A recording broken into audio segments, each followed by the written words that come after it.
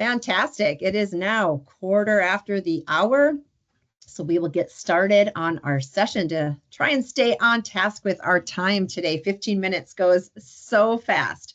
But thanks for joining in. This is our topic, balance your body, prevent muscular imbalance.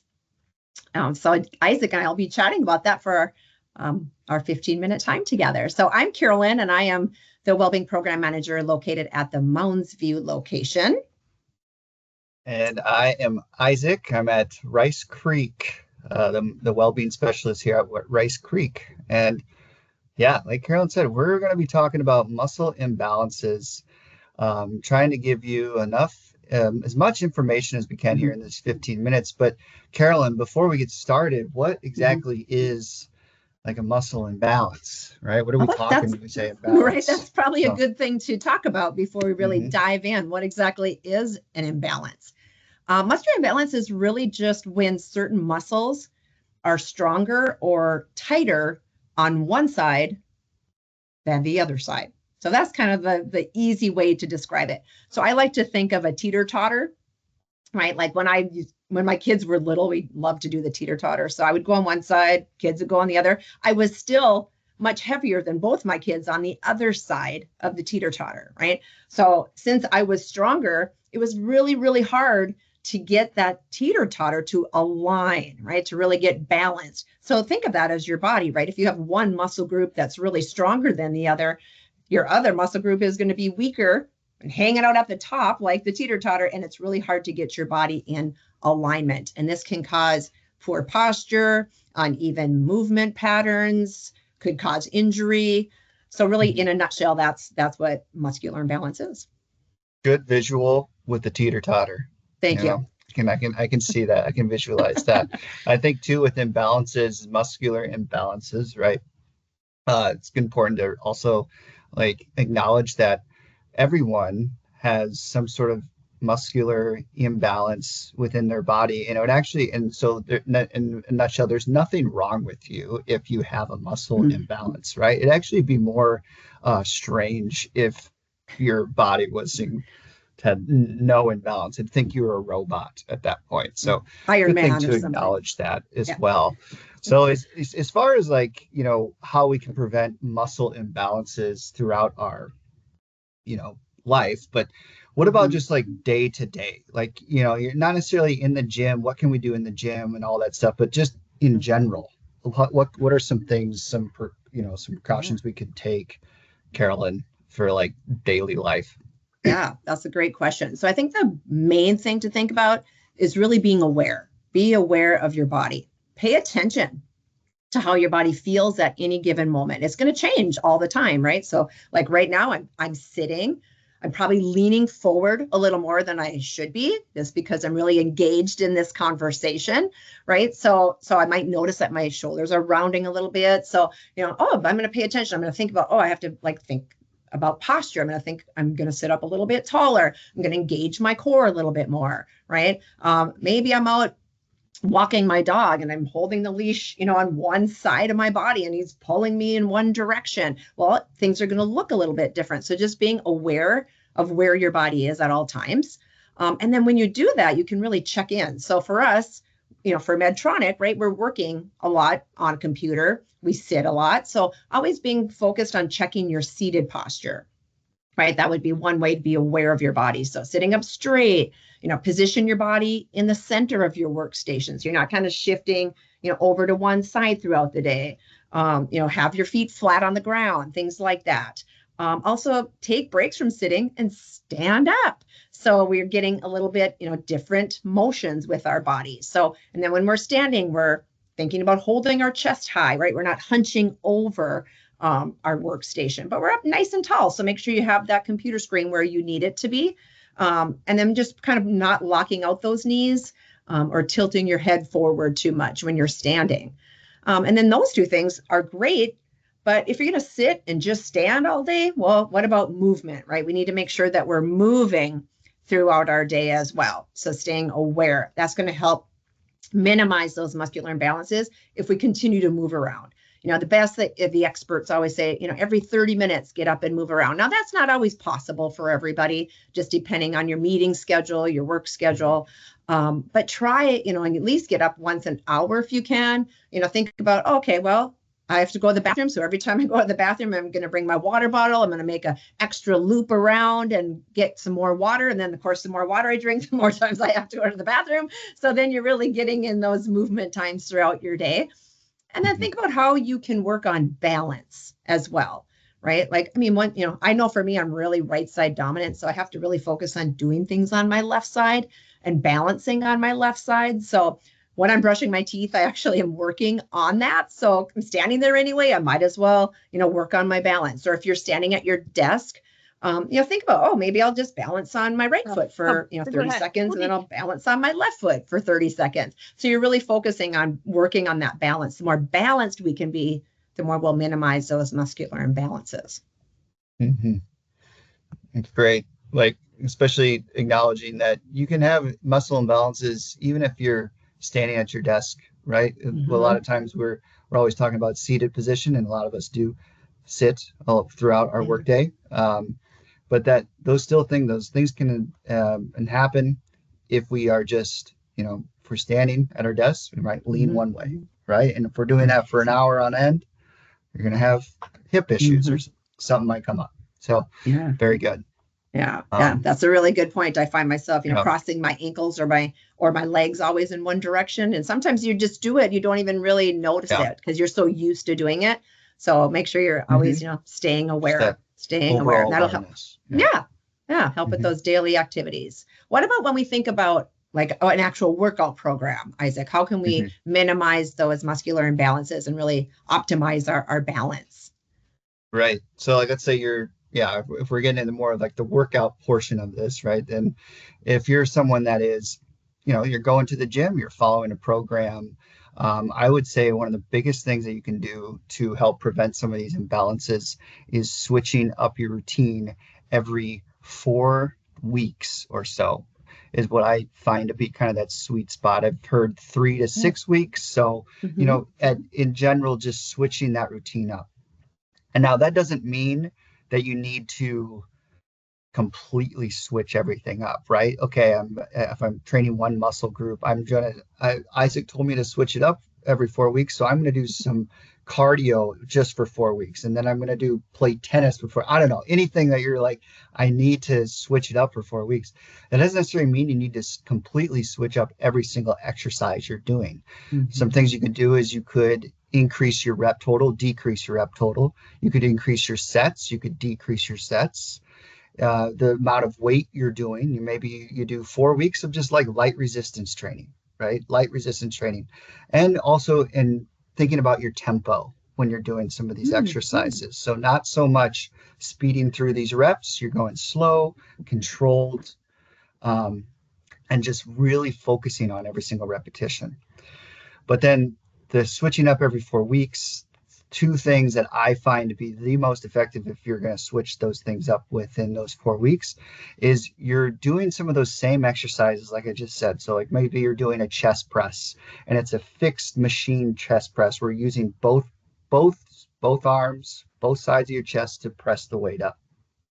Switch it up to dumbbells, right? Because then you're targeting both sides evenly. Both sides have to work without the assistance of the other. Because when we talk about imbalances, the strong side is always going to take over the weak side if we're using both at the same time. So variety of exercise tools, you switch to dumbbells. Or, if you're doing some sort of rowing motion, instead of doing dumbbell rows, you do TRX rows, suspension trainer rows, or you do some sort of banded row, or the cable machine that all the Medtronic staff Medtronic wellness centers have is that cable machine to try just so you're doing those same motions. You're just changing up it slightly to hit those muscle groups a little differently. And then, as I kind of alluded to it, you're switching up those bilateral movements. So when you're using both arms, both legs to move the weight, you should absolutely still do that in your routines, but switching it up to where you're working only one side of the body, so unilateral, one side and then the other side, right? And if you're, that can sometimes make your routine last a little bit longer if you're working two different sides. So a lot of times what I do with that, especially in fitness transformation challenge, we just use dumbbells, right? Because you're still getting kind of Mm-hmm. that same stimulus where both body parts have to work equally as hard to try and, but so the strong side isn't taking over the Mm-hmm. weak side with that. Yeah. Oh, Um, super good point. I love that. yeah. Yeah. And just like, Yeah. like you were using those dumbbells can really help with that. Right. So that's Mhm. definitely an advantage of using dumbbells over machines. Not that machines are bad, Right. they have their Right. place too. Right. So, Hmm. but just making sure you're switching things up to really get the best feel for your body in all aspects. Yeah. Yes. Yeah. Absolutely. Yeah, I Yeah. love that. That's a really good point. And I kind Did of you think have, about it as, you yeah. don't have to do like unilateral all 4 weeks, right? And Hmm. you could just do one thing unilaterally. Yeah. Maybe you're doing squats and all these different things that are kind of a bilateral movement, but then you're doing alternating biceps curls, for example, for your Sure. unilateral exercise. Absolutely. Yep. Yeah. Yep. Yeah. So you're hitting all those different muscle groups throughout the Yeah. entirety of your life, always switching up your Yes. resistant training program. Did you Yes. I have any love that. other things you Yeah. want to with your workout routine, Carolyn, as Yeah, far yeah. as like I what mean, are some other you things really that hit can on be done? the really key points, of course. Hmm. Always think about two cross training as well. So, like if Hmm. you're a runner, don't just always run. Try and do something different every now and again, whether that's yoga, swimming, cycling, resistance training. So kind of think about that as well. And then adding in mobility, stability work is always, I think, a really great thing to help minimize muscular imbalances. And that's just exercises that really keep your joints moving optimally through their full range of motion, right? And I think that's where we can really dive in right now, Isaac. You being a corrective exercise specialist Yeah. and our Cool. lead and guru on positive posture break, I want to ask you, like, what main imbalances do you see in those classes, and what are a couple things that people can take away today to help Mhm. with those? Yeah. So guru, I would say is a little bit of an overstatement, but I'll take it for now. Why All not? right. Why not? Um, So yeah, I guess the two I'll just say kind of right away the two that went when we were going discussing this, the two that went in my head right away as far as Mm-hmm. imbalances, besides what we were talking about, right side, left side, more strong, whatever. The ones I see the most are rounded shoulders, which you mentioned earlier. So that means you're sitting at our desk or standing at your desk and you're looking forward like this. And that's not necessarily, there's nothing wrong, once again, with your body for doing that. It's trying to adjust to what it's doing. It's actually helping you work less hard. But in the turn, if you're not taking those breaks throughout your day, that can be over dominant, right? And Mm-hmm. so rounded shoulders and tight hip flexors was the other one. I'm going to address tight or the rounded shoulders first, as far as like some just basic things we could do to help eliminate or at least relieve some tension throughout there. Mm-hmm. And one of those is neck chest stretches, right? Just helping, like, creating more mobility, some flexibility throughout our upper body is going to help give you a little bit more range of motion, and then a specific exercise to help strengthen those areas that are not getting um, activated throughout our day, because there is something that happens in the body when, if we are dominant in one plane of motion, if we're dominant in one position. So, for instance, if we're leaning forward all the time in our desk job or what have you, those muscles in the front are slightly being activated, right? And so, Mm-hmm. what's happening when that happens is there's a neuromuscular uh, transmission to, we'll just call it that, to like your back muscles to Mm-hmm. relax, right? So we're literally training the muscles in the front to be tense and the ones in the back. So they're constantly being told, relax, relax, relax, rather than activate, right? And so um, any sort of exercise that's going to help activate those kind of smaller muscle groups. And one that I found, and I'll show you right now, that is kind of hits all those big muscle groups. And you could literally do this exercise every day. You could do 10 reps a day, 3 times a day if you really wanted to, morning, lunchtime, evening. But it's that position of locking those shoulders in. So you're relaxing your shoulders, let gravity press it down, and then bring those shoulder blades closer together. You don't necessarily need to pinch them together, right?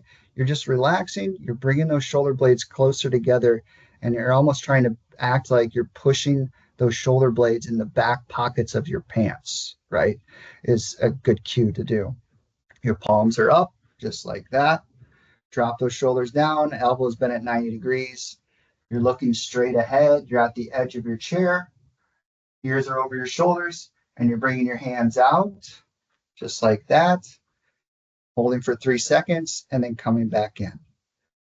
And that targets a lot of those muscles, for instance, the rear deltoid that you mentioned, kind of Carolyn, in the chat at the beginning of the conversation, of activating the back of your shoulder and then into that shoulder blade area. That's a really big exercise that you could literally start doing whenever you want. Then you do more. You add a band in between your hands with that, and then the tight hip flexors.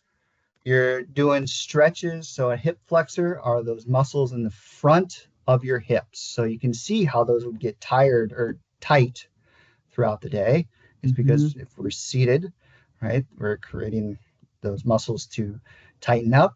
And so what we can do to counter that is not only those stretches, but activating the glutes. So a lot of glute activation exercises like a hip bridge. And if you're not sure what a hip bridge is, or you're not sure what certain exercises are to help target your glutes, you can always look that up on YouTube, or we are going to provide you all with a what is it called, Carolyn? The Restore and Realign 2-week challenge that we made a couple years ago. And that highlights all those big exercises that often get overlooked when we're talking about like a typical strength training routine, or maybe you're not doing a lot of strength training or cardio, or you don't do any of that. That's fine too. But those specific muscles or those exercises within that program that we created will help restore some of that. So a couple honorable mentions too: tight hamstrings, tight calves. See a lot of those too. So yes, for calves are tight, and often low back pain, often associated with tight calves, just from the connection, right? If we can't bend over as far. Absolutely. Those are really great ones. And thanks for showing us that retraction exercise. That's always a great one. And like Isaac said, we'll when Kelly sends out our follow-up email with the recording from today, we'll put in a link to that Restore and Realign challenge. So check that out. Also, we'll put in the link to Isaac's Positive Posture Break if you want to do more of those exercises just like that. Those are Monday, Wednesdays, and Fridays. So you get in some really great ones, of course, then as well. So 15 minutes. 15 minutes, right? Yeah, just like this, 15 minutes of chat, and that positive posture is 15 minutes of some great exercises to get you going. So I know we're at time, so if you have specific questions or want to stick around, we're going to hang on and answer any questions that we can. But if you need to leave, obviously, please do so, when we appreciate you being here. And if you're looking for something specific for yourself, feel free to reach out to any of us as well, right? We can't answer everything, and some things are individually based. So make sure and just reach out to us. We're happy to help you with whatever we can. But we'll stick around and answer any questions that have popped in or that you may have. Well, we definitely have some questions in the chat. Okay. Yeah, the first one from Martin says, would adopting a routine foam rolling regime help address muscular imbalances? And what are some good resources for that? Yes, absolutely. Foam rolling. As far as resources, like, Carolyn, do you have any specific? Well, it just kind of varies on, right? Varies on what exactly your imbalances you feel are. I mean, there's some really great foam rolling stretches out there for sure. And foam rolling is great because it breaks up, some of that lactic acid, and really helps release some of that tension, that tightness that can be in certain muscle groups. And Martin, I can certainly send you some things on foam rolling if that would be helpful, because there are so many, and I can kind of get a feel for what areas really that you're looking for. So I'll write that down just to send some through to you, Martin. But absolutely, foam rolling is a great option for that. And then Maria says, any suggestions for abdominal muscles that have been cut for multiple abdominal surgeries? Yeah, that's that's tough, right? Because I mean, obviously your core strength and your core muscles have been affected based on the surgeries that you have had. But there are things that you can do for that. I would say stability is probably the biggest thing. What would you say, Isaac? Yeah, a lot of core, abdominal, specifically like abdominal activation exercises.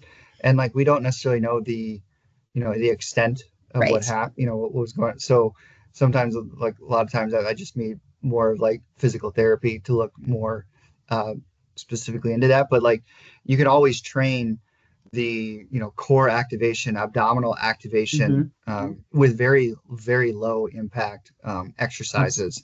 One I would look into is the pelvic tilt exercise. That's a really good one because it forces you to practice thinking about, like Carolyn was saying, like more body awareness, like thinking about before you do a motion, before you do a movement, an exercise, whatever, you brace your abdominal muscles, and then you do the action. So the pelvic tilt, if you practice that, and that's another one where you could practice like that, doing that 10 reps a day, 3 times a day if you really wanted to, and that no matter really what your ability level is or the extent of which the surgery was, and Right. along those Yeah. lines. Yeah, that's a really great point. Yeah. Pelvic tilt is always good. And always like Isaac mentioned, make sure you're checking with your, physician, physical therapist, as well. But even like breathing exercises are a really great way to start.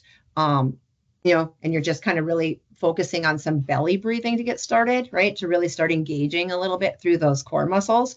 And that can be a really good one. And even just sitting, like I'm sitting now, like, let me think about just really like putting your focus on those abdominals or that core I have to stabilize my core just to hold myself up in a really good posture, seated position. So even just start thinking about those things can be helpful. Colleen asks, my left arm and right leg are the weaker sides. Is there a full body exercise to address this? Right leg and left arm. Working unilaterally, right? For sure. Right. I mean, that's where I'd say, like, right arm, left arm, using dumbbells along those lines. And if you really wanted to focus in, you use a dumbbell to where you're just working one side and then the other. And I think sometimes too, when we think of that doesn't mean you stop working the strong side either. You want to help the weaker side catch up, but that doesn't mean just completely eliminating one side in Good particular. point. Yeah. Yeah. And then doing unilateral leg exercises like lunges. There's so many different styles of lunges out there. You could really overwhelm yourself, but maybe just starting off with something as simple as like a reverse lunge where you can look that up too, but it's like you're basically pushing your foot back rather than stepping forward, because there's a little bit more impact with that forward to back, or when you're doing that walking lunge.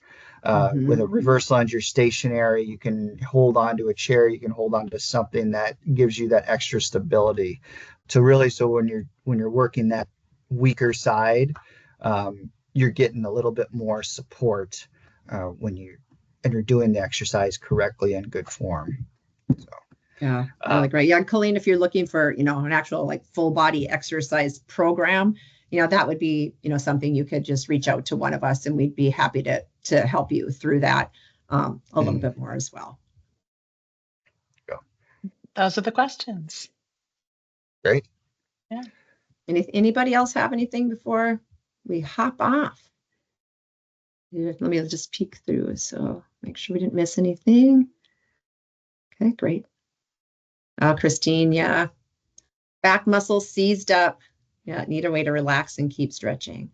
Yeah, sometimes when we go through those flare-ups, right, we have to kind of almost let that just kind of work our way through that before we're actually able to really work on the strengthening piece of it again, right? Because it's hard to do that when you're in that moment of flare-ups or your back is seizing up. You got to let that, just relax itself. Working with a physical therapist, of course, would be great. And then once you're feeling better and through that, you can start working on the strengthening and minimizing those imbalances again. Yeah. Yep. That's kind of what I've been doing. And I actually went to the little clinic at Mounds View and had Esther kind of take a look and confirm that that's what was going on, and it's not any spine or anything. So that was really good. And she did say, which is kind of not super intuitive, but she said, keep walking, keep doing the exercise you can that doesn't hurt. And I was like, yeah, that makes sense, because you don't want to just sit there. So yes. And that has moving. helped. And it's just slowly kind of working its way out. It's taking its sweet time. They do sometimes. Yeah.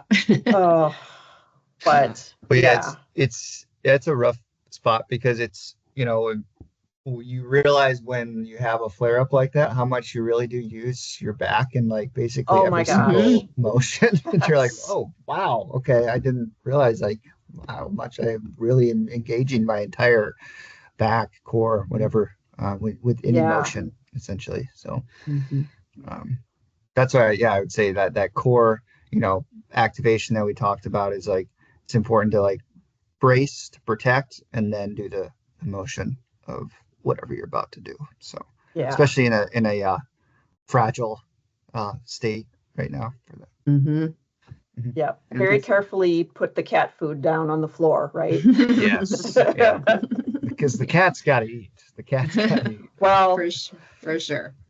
I don't know if I'd still be here if I did not feed my cats. They might. Yeah. No, thank you. That makes sense. Excellent. Yeah, well, wonderful. Well, thank you. And Kelly, thanks for putting on the foam rolling link. I saw that. So awesome. So that's great. So I don't see any other questions. So thanks again for being here, and we'll see you next time. Thank you.